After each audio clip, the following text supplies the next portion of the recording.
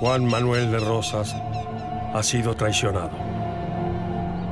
El general Pacheco, encargado de organizar las tropas rosistas, renunció a su cargo. Rosas está enfurecido. En unos pocos minutos comenzará la batalla más importante de su vida.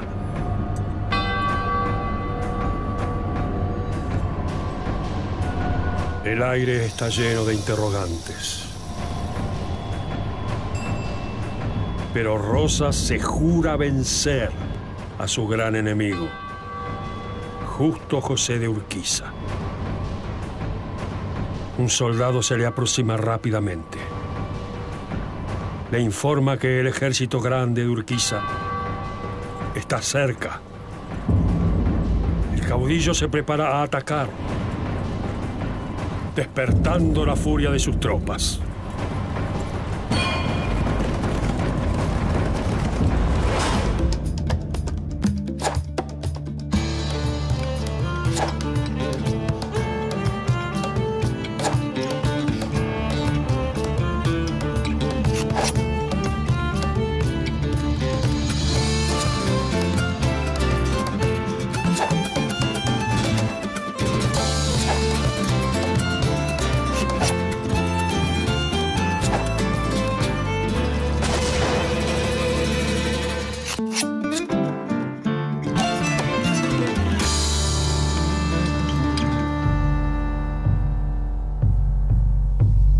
El campo lo vio nacer y convertirse en un poderoso estanciero. Se ganó el respeto de los paisanos, a los que supo escuchar y movilizar. El orden fue su gran obsesión y el color rojo la marca de su anhelo político.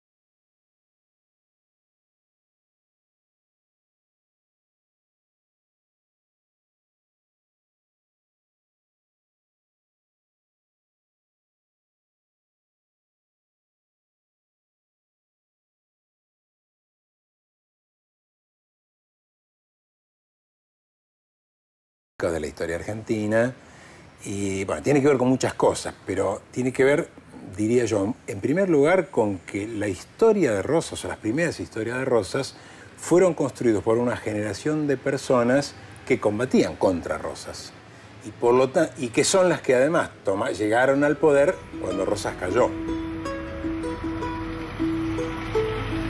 Juan Manuel de Rosas nació en Buenos Aires el 30 de marzo de 1793.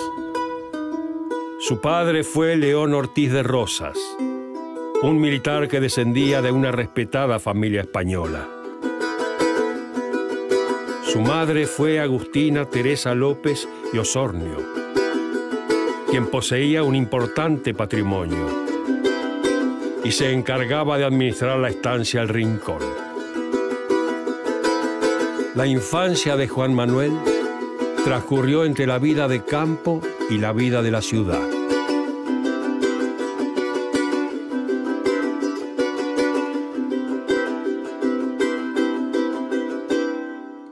Estos son los padres de Rosas, Agustina López de Osornio y León Ortiz de Rosas. En esta imagen aparecen como Doña y Don. Eso es un signo de distinción en la época, digamos, en la época colonial y también en los primeros años independientes. Si vos llevas delante de tu nombre el término don o doña, implica una diferencia social. Y eso muestra que Rosas nace en una familia pudiente, una familia respetable para la época. Su madre era hija de Clemente López, que era un hacendado que había muerto en un malón indígena, lo habían lanceado. y degollado. Y su padre provenía de una familia de hidalgos españoles, es decir, que tenía un estatus alto socialmente.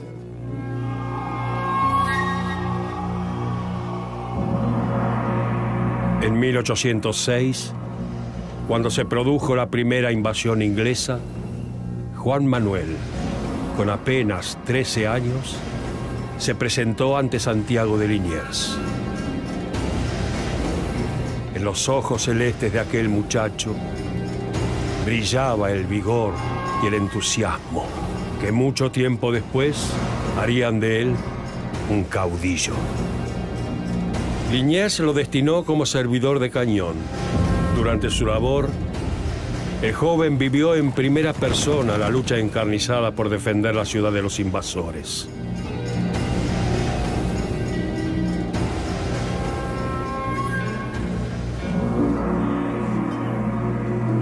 Después de cumplir con sus obligaciones, Juan Manuel se decidió por regresar al campo. Se dedicó a administrar los bienes de su familia. Pero la convivencia con su madre, que lo acusaba de despilfarrar los bienes, se le hizo insoportable. Rosas renunció a su trabajo como administrador y abandonó la casa.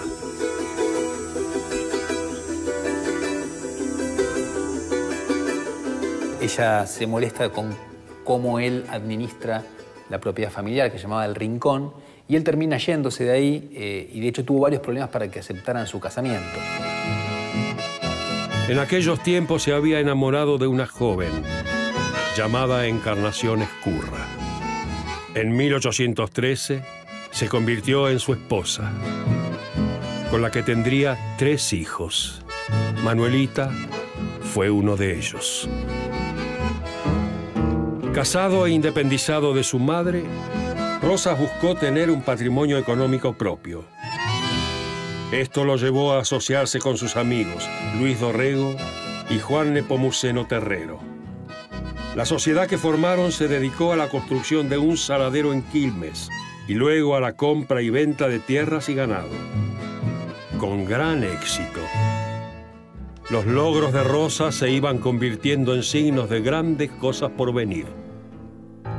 En 1820, la sociedad de Dorrego, Terrero, Rosas creó la estancia San Martín en Cañuelas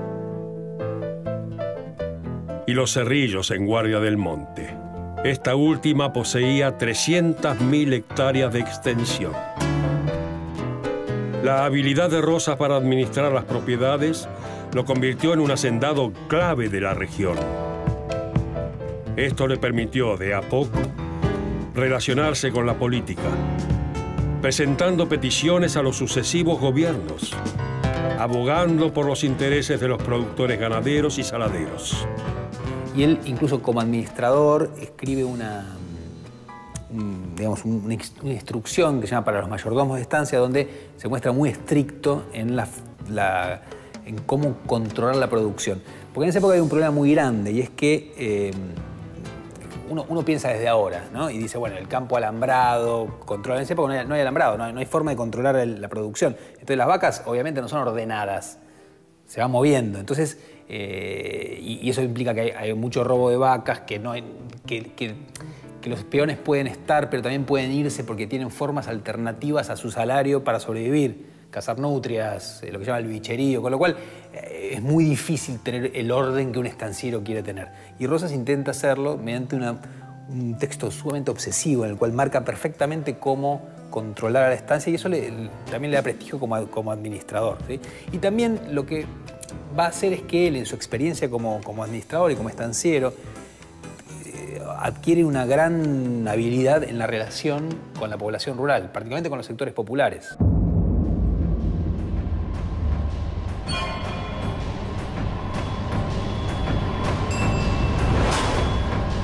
Rosas permanece en primera fila, observando minuciosamente la batalla.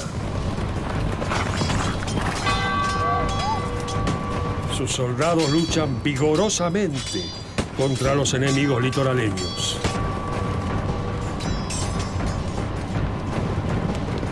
El polvo va cubriendo el palomar. mientras la muerte cobra sus primeras víctimas.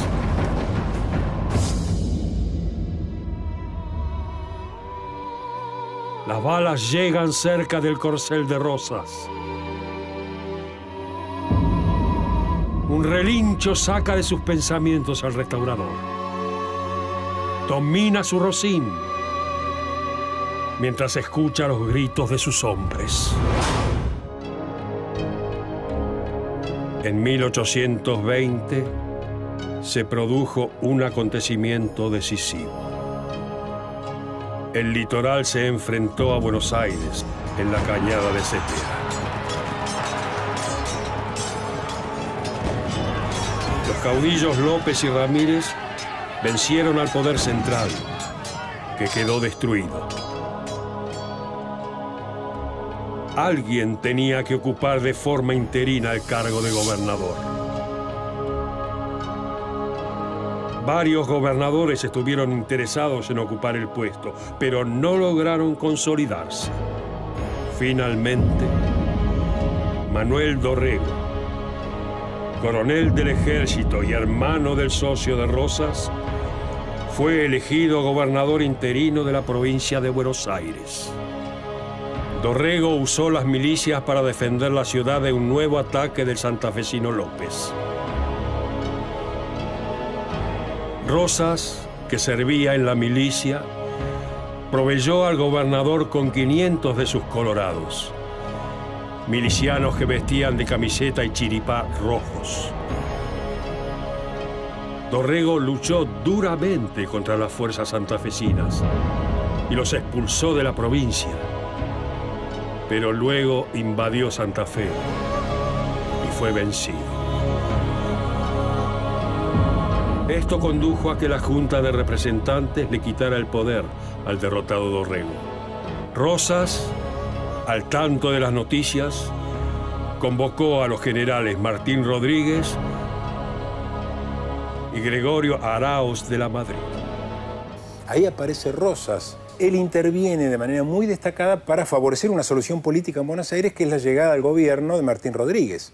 En 1820 llega Martín Rodríguez al poder, que va a tener como ministro a Rivadavia, a Manuel José García, y una de las personas que más favorece por su intervención dirigiendo a los milicianos y a sectores de la campaña es justamente Juan Manuel de Rosas.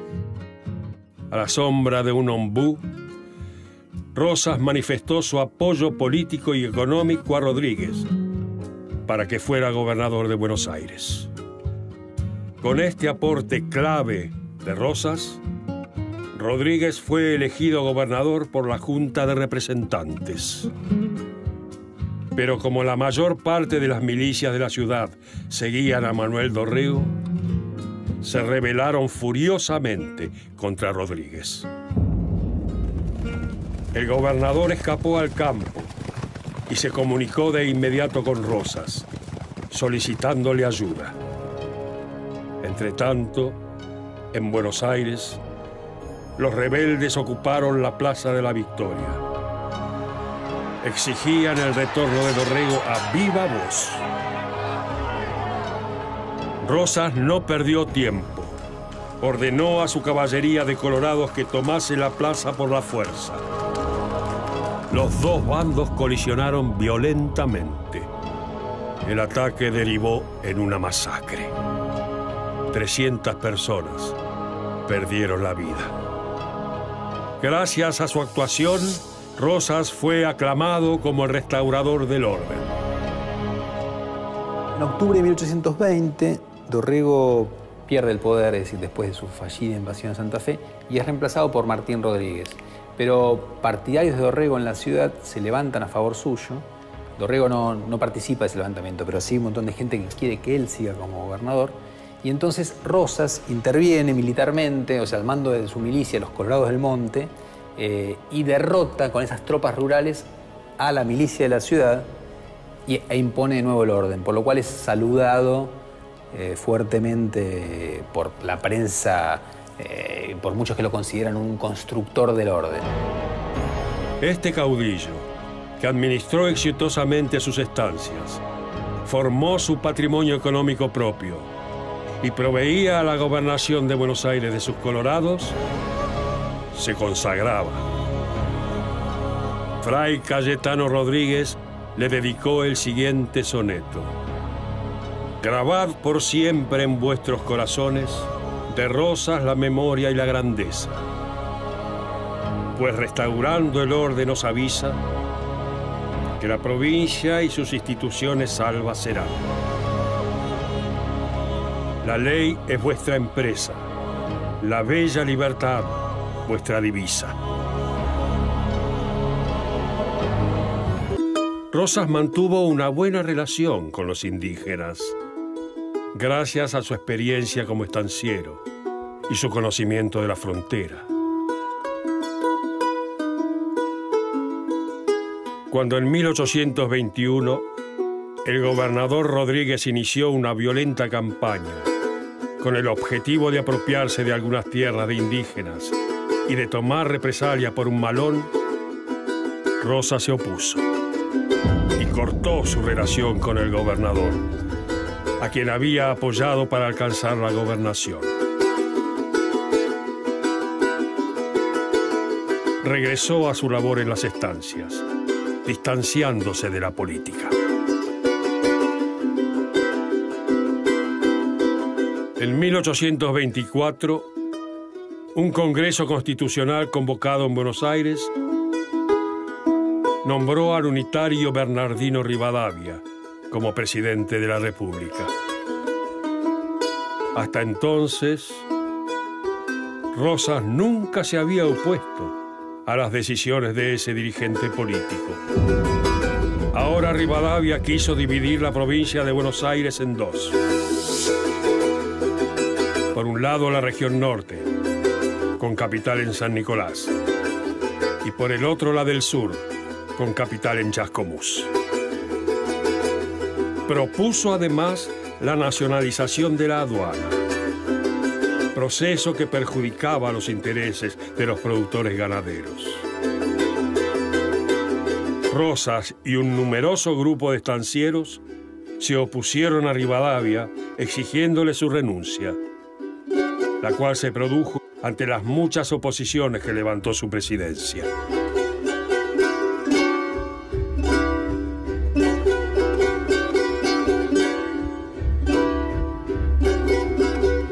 Al poco tiempo, la Junta de Representantes de Buenos Aires volvió a elegir a Manuel Dorrego, que ahora era el líder del Partido Federal, como gobernador de la provincia. Dorrego nombró a Rosas comandante general de las milicias de la campaña de la provincia de Buenos Aires. La relación entre Rosas y Dorrego era tensa, debido a las discrepancias suscitadas en el pasado, por lo que Juan Manuel no tuvo injerencia en el gobierno.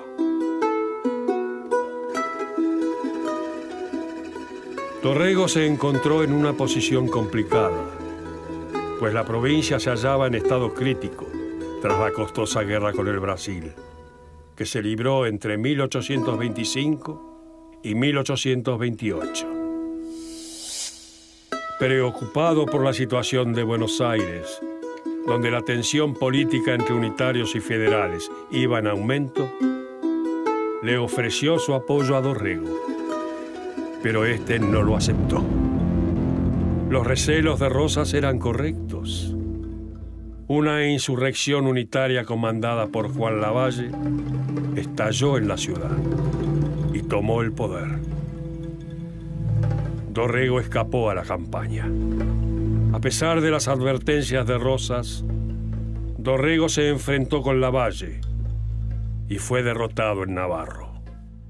Los unitarios tomaron una medida que iba a cambiar la historia: fusilar a Dorrego. Lavalle dio la orden y asumió la responsabilidad. Buenos Aires se vistió de duelo. Muerto Dorrego, Rosas se convirtió en la principal figura del federalismo porteño. La campaña bonaerense se rebeló contra Lavalle. Rosas se sumó al levantamiento y se volvió su líder. La Ayudado por los soldados del santafesino López, combatió a las tropas de Lavalle y venció al unitario. Rosas se convierte en el dirigente de ese levantamiento, derrota a Lavalle en la batalla de Puente de Márquez, lo encierra en la ciudad, ambos pactan y deciden crear una lista única para que haya unidad entre unitarios y federales. Los unitarios abandonan ese acuerdo, no lo respetan, entonces vuelve a haber hostilidad. Finalmente los unitarios ven que no tienen ningún tipo de apoyo, tienen que abandonar la ciudad y ahí Rosas llega al gobierno. Y ahí comienza el periodo federal, periodo que podemos ver simbolizado en el color rojo. Rosas llegará a la cima del poder, formalizándose como el gran caudillo porteño. El 8 de diciembre de 1829, la legislatura porteña lo nombró brigadier y restaurador de leyes. Juan Manuel de Rosas comenzaba su primera gobernación, utilizando el asesinato de Dorrego a su favor. El restaurador organizó un gran entierro para el mártir federal. Se transformó en el heredero de la popularidad de Dorrego en la ciudad, sumándola a la que ya tenía en la campaña. Su semblante federal se proyectaba cada vez más sobre Buenos Aires y también se iba a extender sobre el resto de las provincias.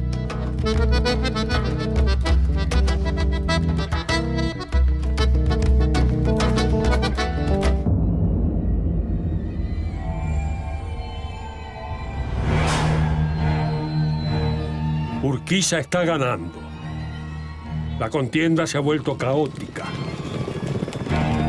Rosas está intranquilo, pero permanece en su lugar. Profiere algunas órdenes, pero su voz es aplacada por el sonido de los disparos.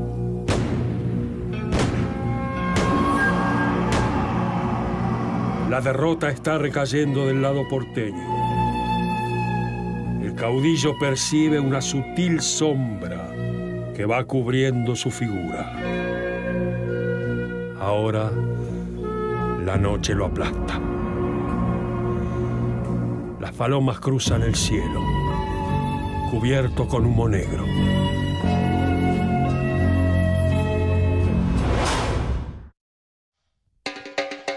Rosas era un estanciero que buscaba el orden. Y para eso apeló a una identidad política fuerte, la federal.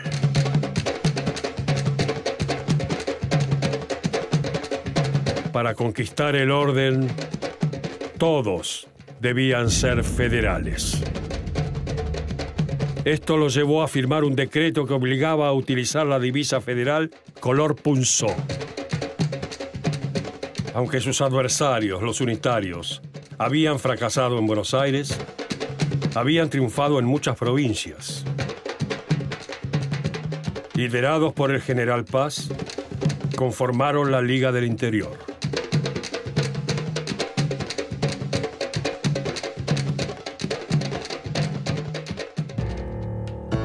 Para luchar contra ellos y destruirlos, Rosas firmó en 1831 el Pacto Federal con las otras provincias federales: Santa Fe, Entre Ríos y durante un corto tiempo Corrientes. Los federales organizaron un gran ejército con el dinero de Buenos Aires. La Liga Unitaria tenía los días contados. En ese momento el país se había partido en dos, ¿sí? Había 4 provincias federales: Buenos Aires, Santa Fe con Estanislao López, Entre Ríos y Corrientes, contra los unitarios del interior que dirigidos por el general Paz, habían armado una liga unitaria. Bueno, hay un choque entre ambas. Rosas pone todos los recursos de Buenos Aires al servicio de esa guerra. Triunfan los federales. Una tropa santafesina capturó al general Paz quien fue encarcelado.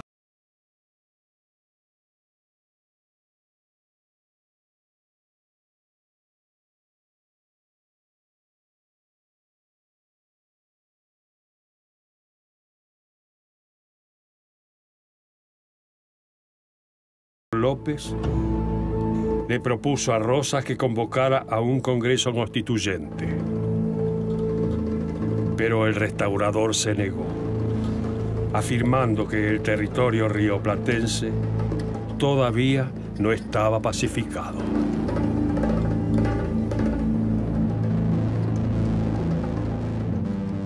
Se creó entonces la Confederación. Cada provincia era un estado autónomo con sus propias autoridades y decisiones. Solo se unía a las otras en caso de un ataque exterior, y todas delegaban el manejo de las relaciones exteriores en la provincia más poderosa, Buenos Aires. De esta manera, la primera gobernación de Rosas llega a su fin. El primer gobierno de Rosas es un gobierno muy ordenado que va de 1829 a 1832, en el cual él lo que intenta hacer es una administración, digamos, ordenada, que siempre el orden fue su gran objetivo, ¿no? Otros líderes apostólicos. En octubre de 1833, Buenos Aires vivió una etapa de convulsión política. Los cismáticos, apoyados por Balcarce, y los apostólicos se enfrentaron duramente.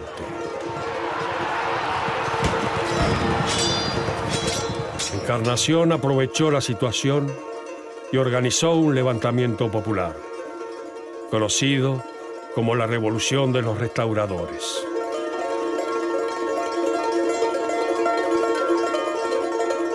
Muy pronto el gobernador Balcarce renunció. Su lugar fue ocupado por Viamonte, quien también fue desestabilizado por la gente de Encarnación hasta que renunció. El grupo de rosistas fanáticos apoyados por Ezcurra formó un club político llamado la Sociedad Popular Restauradora, que se ocupaba de presionar a los enemigos de Rosas. Años más tarde, esa sociedad tendría una rama armada, conocida como la mazorca.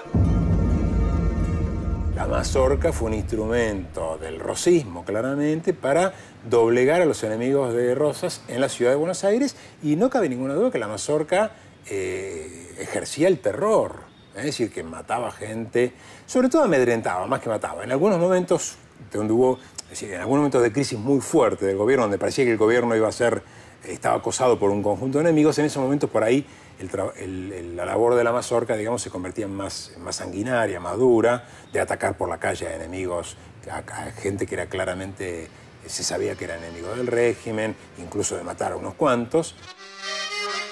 Rosas regresó a Buenos Aires en 1834 como un caudillo victorioso.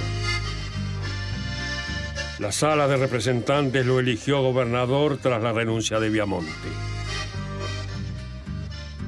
Pero como en la sala todavía había muchos federales que querían evitar una dictadura, no le otorgó las facultades extraordinarias que él quería. Entonces Rosas no aceptó el cargo. La legislatura insistió 4 veces y el caudillo se negó en todas las oportunidades. El gobernador interino fue su amigo Manuel Massa. Pero en 1835, Facundo Quiroga, que había sido enviado por el gobierno porteño al norte para pacificar un conflicto entre Salta y Tucumán, fue asesinado brutalmente. Buenos Aires entró en pánico. La Sala de Representantes temía que volviera el desastre de la guerra civil. Solo un hombre aparecía como garantía ante la crisis. Le ofrecieron la gobernación por 5 años con facultades extraordinarias, y la suma del poder público.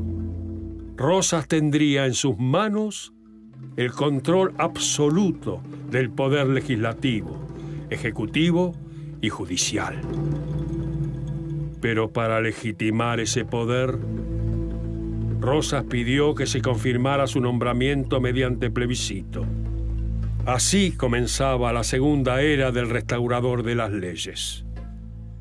Entonces, ahí sí, después de negarle durante mucho tiempo a Rosas las facultades extraordinarias, los federales deciden finalmente dárselas otra vez, darle, bueno, claramente la gobernación y además la suma del poder público, es decir, que tienen poder total. Es la instauración, digamos, legal de una dictadura, ¿no?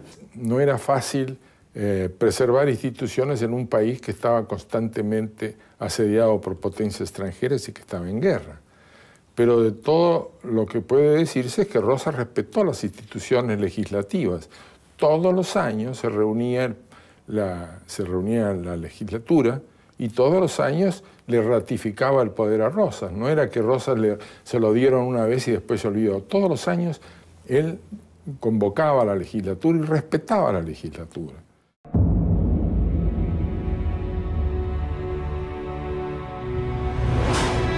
Una bala atraviesa la mano de Rosas. El caudillo grita, profundamente dolorido. Es un grito mezclado con la frustración de la derrota. Los soldados rosistas emprenden la huida.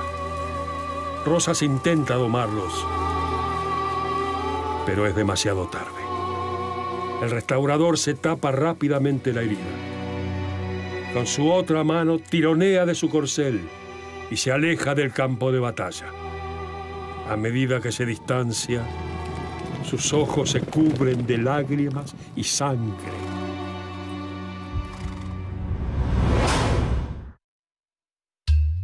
Entre sus primeras medidas, Rosas separó de la administración a sus enemigos, los sospechados de unitarios y los federales que lo habían enfrentado, a quienes acusó también de unitarios.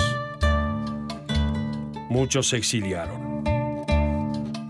Su objetivo fue llevar a cabo un efectivo orden administrativo que limitara el déficit presupuestario. Para eso perfeccionó el régimen aduanero, vendió tierras públicas, pero también cerró la universidad y suprimió los fondos para asilos y hospitales. Su poder en Buenos Aires parecía inquebrantable y su influencia sobre el resto de la Confederación iba en aumento. Pero sus enemigos conspiraban contra él y esperaban su oportunidad. Esta llegó ante una agresión imperialista, la de Francia. El 28 de marzo de 1838, los franceses bloquearon los puertos de Buenos Aires y el litoral. La excusa, entre otras, fue que Rosas no quería liberar a prisioneros franceses acusados de unitarios. El accionar del caudillo porteño fue decidido. Se dispuso a mantener firme la soberanía de la Confederación. Incluso recibió el ofrecimiento del exiliado general José de San Martín, que se ponía a su disposición. El bloqueo francés fue aprovechado por los enemigos de Rosas para levantarse contra él. Rosas había sido intransigente en no negociar con los franceses. Ahora, no es el único momento clave, porque al poco tiempo en Chascomús y Dolores, al sur de la provincia de Buenos Aires, surge otra oposición dentro de los mismos estancieros que hasta entonces habían sido como un gran soporte del régimen de Rosas, ¿no? Que se llama los Libres del Sur. Se levantan en armas contra el rosismo, cansados del bloqueo y de ciertos impuestos que le empezaba a cobrar Rosas por primera vez a los estancieros, y es derrotado por los rosistas, segundo intento que fracasa. Mientras tanto, en Corrientes siempre se venía quejando contra Rosas porque Corrientes era partidaria de una política proteccionista. ¿no?, de la economía. Mientras que Buenos Aires, desde antes ya, había sido desde la Revolución totalmente librecambista, ¿sí? Rosas durante un tiempo puso una ley de aduanas que protegía ciertos derechos, pero enseguida cayó en desuso y entonces siempre mantuvo una política partidaria del libre cambio. Entonces Corrientes se oponía fuertemente a eso y Corrientes buscaba que hubiera una organización constitucional del país. Rosas se oponía. Entonces en 1839 Corrientes se levanta contra Rosas y es totalmente derrotada por los aliados de Rosas, que son los entrerrianos, que conduce a alguien que se va a ser muy famoso después y que va a ser fatal para Rosas, que es Justo José de Urquiza. Pero eso es otra historia posterior. Los ataques llegaron desde todas partes. Simultáneamente se formó un ejército de unitarios y antiguos federales que intentó invadir Buenos Aires al mando de Lavalle. Además, el gobierno uruguayo del Partido Colorado también le declaró la guerra al restaurador. Esto llevó a que las provincias del norte formaran una liga que le quitó el manejo de las relaciones exteriores. La sangre corrió a raudales. La expedición que envió Rosas contra el interior fue terrible. Y en Buenos Aires, cuando fracasó el ataque de Lavalle, la mazorca recorrió la ciudad asesinando a varios opositores al Rossi. Finalmente, el 29 de octubre de 1840, Rosas firmó un tratado de paz con Francia. El bloqueo se levantó. La Liga del Norte, Corrientes y los colorados uruguayos fueron vencidos. En 1843, tras 5 años de luchas sangrientas, Rosas se había impuesto contra todos sus enemigos. Solo la ciudad de Montevideo resistió su tremendo poder. La paz pareció restablecerse, pero no por mucho tiempo. Es decir, del 38 al 43 es un momento de crisis del sistema rosista, vence a todos sus enemigos y en el 43 parece que solo queda Montevideo, que era una ciudad amurallada, asediada, y todo parece terminar, ¿sí?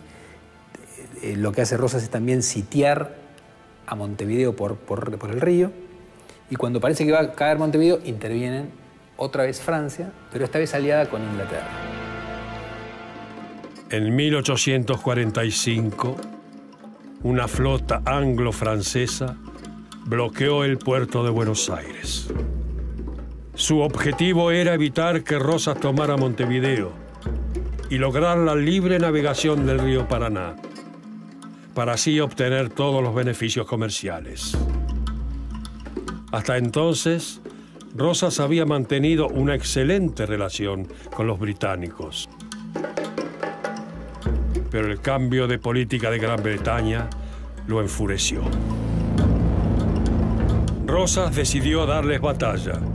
El 20 de noviembre, en la vuelta de Obligado, las tropas porteñas abrieron fuego contra la flota que entraba en el Paraná sin autorización. La consigna era defender la soberanía de la Confederación. Los navíos y los cañones federales enfrentaron a los extranjeros en una contienda cargada de violencia. Pese a la heroica defensa, la victoria recayó en los invasores, que avanzaron hacia el norte.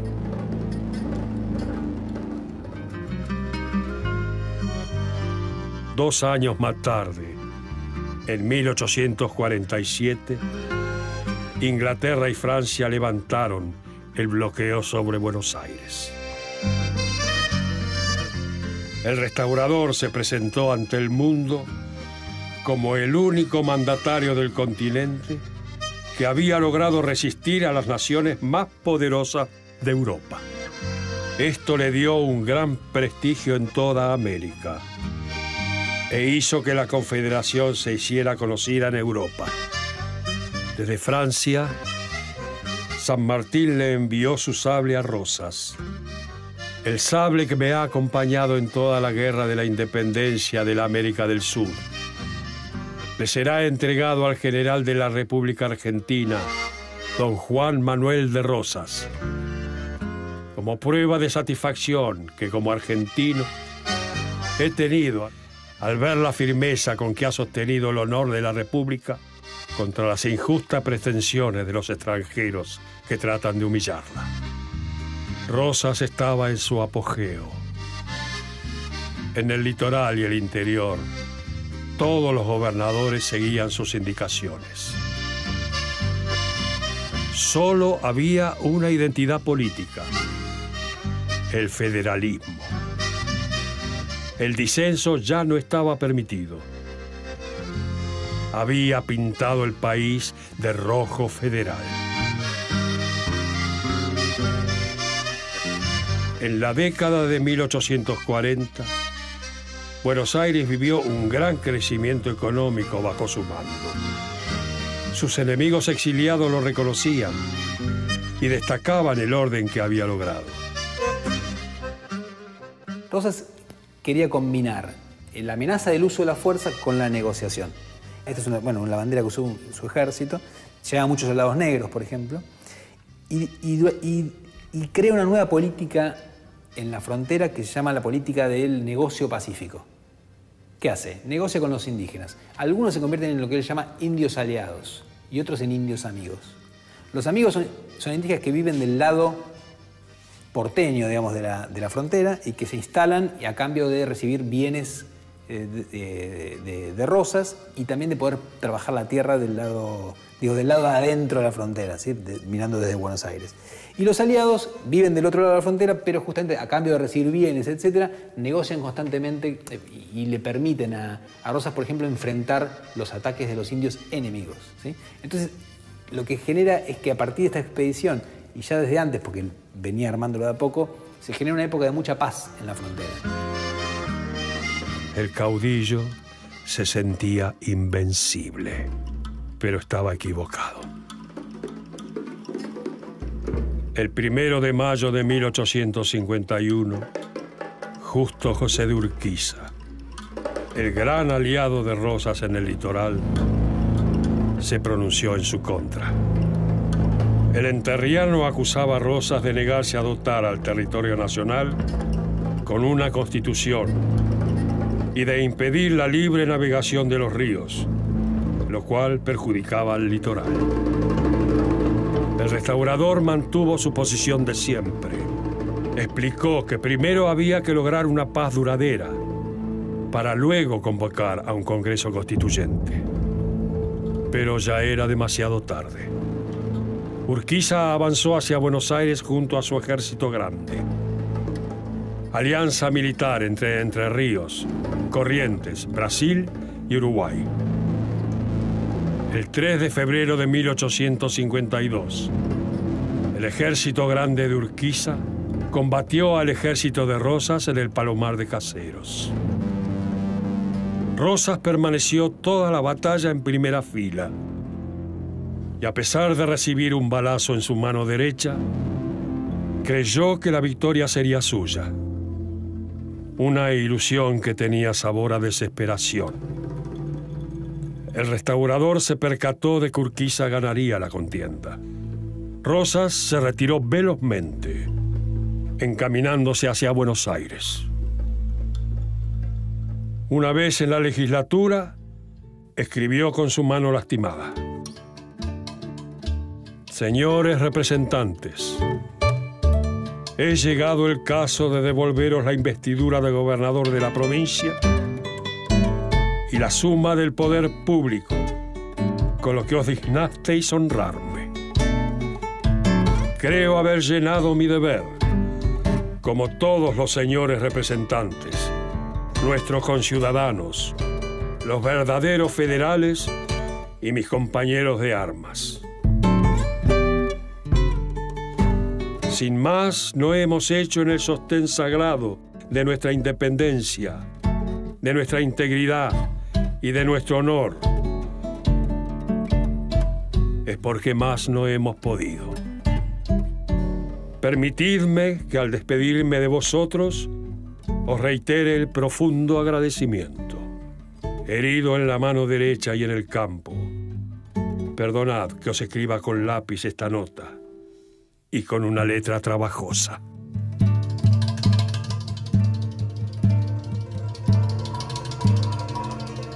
Así comenzó el ocaso del caudillo. Ante el derrumbe del poder, en Buenos Aires comenzaron grandes saqueos. Rosas, temiendo por su vida, se dirigió a la casa del ministro inglés y pidió asilo político. Acompañado por su hija Manuelita, el restaurador de las leyes embarcó rumbo a Inglaterra. Atrás quedó la tierra por la que tanto había luchado. Un dolor le apretaba el pecho. El dolor de la derrota. Rosas escapa por los pelos, justamente pide asilo en Inglaterra y se va a vivir a Gran Bretaña con muy mala suerte, ¿no? Porque en realidad tiene que trabajar la tierra con sus manos, no tiene un peso porque todas sus propiedades son confiscadas. No fumo, no tomo rapé, ni vino, ni licor alguno. No hago visitas, no asisto a comidas, ni a diversiones de clase alguna. Mi ropa es la de un hombre común.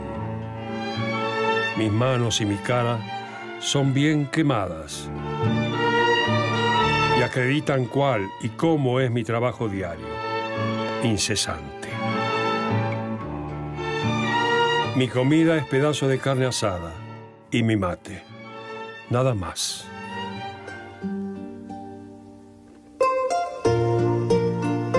El 14 de marzo de 1878, Juan Manuel de Rosas, enfermo de neumonía, falleció. Tenía 85 años.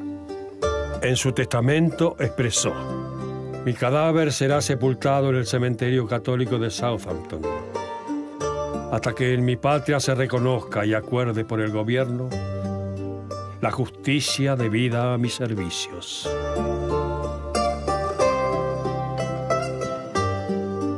En los 90 pueden traer a Rosas y ponerlo en un billete de 20 pesos sin que eso genere grandes controversias, y hoy en día no es digamos, ha ingresado a su manera también en el panteón de héroes nacionales, ¿no? Digo, estar en un billete es lo que te lo muestra de manera más clara. Pero tuvieron que pasar más de 111 años para que el sueño de Rosas se cumpliera. El 1 de octubre de 1989, acompañado por una marcha de 5.000 paisanos, el féretro con el cuerpo de Rosas encontró su descanso final en el cementerio de la Recoleta. La odisea de aquel aclamado como el restaurador del orden había concluido. Desde su muerte, Juan Manuel de Rosas ha sido objeto de grandes debates. Es probablemente el personaje histórico argentino que más controversias ha suscitado.